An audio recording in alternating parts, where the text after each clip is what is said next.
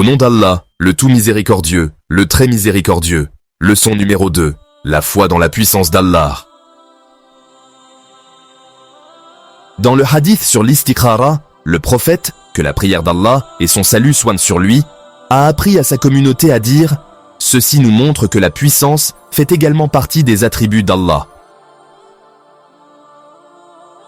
La sunna, le Coran, le consensus, ainsi que la raison montrent que la puissance fait partie des attributs d'Allah. Le Coran. Allah a dit dans la sourate Al-Hadid, numéro 57, versets 1 et 2, traduction rapprochée et approximative du sens des versets.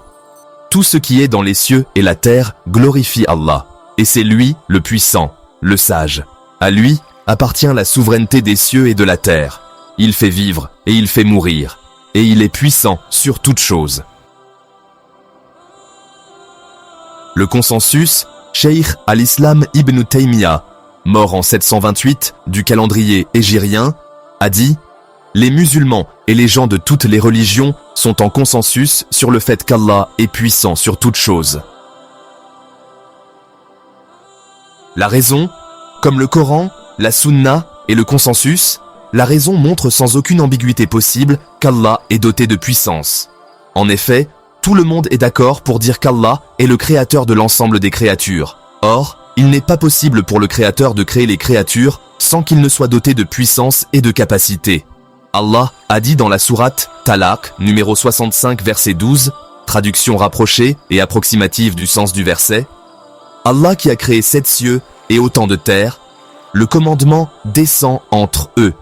Ceci afin que vous sachiez qu'Allah est certes puissant sur toute chose, et qu'Allah a englobé toute chose de sa science. » Cheikh Othaymin a dit. Dans ce verset, Allah a mentionné la science et la puissance après avoir mentionné la création, car la création n'est possible qu'avec la science et la puissance.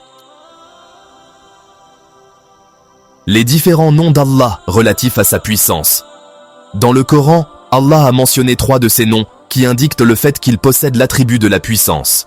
Ces 3 noms, qui, à eux 3, ont été mentionnés 61 fois dans le Coran, sont Al-Qadir, le puissant, Al-Qadir, le très puissant, Al-Muqtadir, le tout-puissant. Ces 3 noms d'Allah ont des sens qui sont proches, et la différence entre eux est simplement une subtilité dans l'ampleur de la puissance. Allah est donc puissant sur toute chose, capable de tout faire, rien ne lui est impossible.